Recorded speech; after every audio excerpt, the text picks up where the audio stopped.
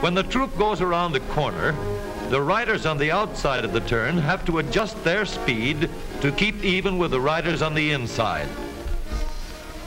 The man on the outside has to ride a lot farther and a lot faster in order to keep up with the parade. The outside wheels must spin faster than the wheels on the inside because they have a greater distance to travel in the same length of time. When a wagon turns a corner, the wheels can travel at different speeds because each one can turn freely on the axles. And in the early automobiles, the rear wheels turned separately and only one wheel was connected to the engine. But when only one wheel was driven by the engine, it had to do all the work, and it couldn't get a good enough grip on the road to do its job properly. So the one-wheel drive was soon out of date. But if two wheels are locked on an axle so that they are not free to turn separately, one or the other has to slide. So engineers had to find a way to connect both rear wheels to the engine without sliding and slipping on turns. The device which makes this possible is a part of the rear axle. It is called the differential because it can drive the rear wheels at different speeds. The differential looks complicated, but once we understand its principle, it is amazingly simple. These two wheels are mounted on separate axles and supported by a frame so that they can revolve freely at different speeds. Let's fasten a spoke on the inner end of each axle so that by turning the spokes, we can turn each wheel separately.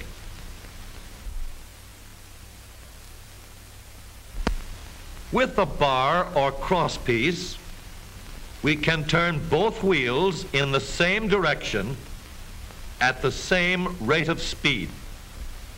Let's get something to hold this bar in place so that it will press against the spokes. Notice that this support is not locked to the axle.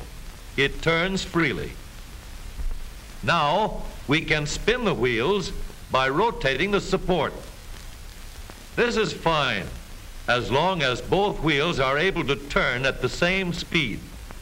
But let's see what happens when we go around the corner. With this arrangement, we cannot drive one wheel faster than the other.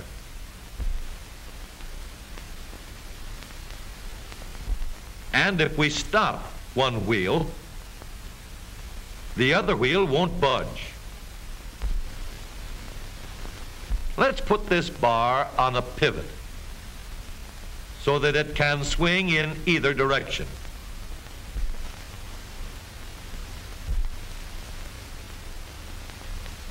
Now, the bar can still turn both wheels at the same speed. And because it pivots, it lets one wheel turn even when the other is stopped. But if turned too far, the bar will swing around until it won't drive the spokes that turn either wheel. We need another crossbar and more spokes to carry on the job. When we stop one wheel, the crossbars will continue to push the spokes of the free wheel around. As long as both wheels are free to turn, the bars do not swing on their pivot, and the wheels move at the same speed. Now we have the working principles of a differential. To adapt the model for use in an automobile, we will have to make a few changes. In order to reduce the jerky action caused by wide spaces between the spokes, we will put in more spokes. Further filling in the spaces between the spokes gives steadier, more continuous action, and changing the shape gives firm, constant contact. Now we can make the gears thicker and stronger, and we have differential gears. The edges are cut so that they will fit together more smoothly and silently. And another gear is added to share the work of driving the axles. The principle is the same. In order to turn the support and drive the wheels, we can fasten a large gear here, connected by a smaller gear to a source of power.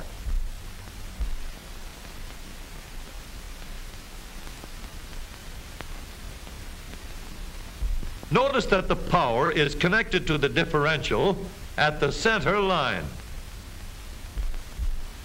We can make our model more compact by moving the gears closer together. When we put our differential in an automobile, we have to leave room for the drive shaft, which carries the power from the engine. We may build the floor of the car above the drive shaft. But if we do, we won't have much room inside unless we make the top of the car high too. Of course, we could lower the floor and ceiling, but the drive shaft would be higher than the floor. This would have disadvantages. A shaft in the middle of the floor of an automobile would be inconvenient for passengers and would be awkward for carrying luggage. Today, engineers have found a way to make the car roomier and closer to the road without a clumsy shaft above the floor. The drive shaft from the engine to the differential is lowered out of the way, and the drive shaft is connected to the rear axle at the bottom. The new low center drive makes the rear axle quieter, stronger, and more durable because it gives better, smoother contact between the gears. The automobile of today with the low center drive is stronger and more rugged.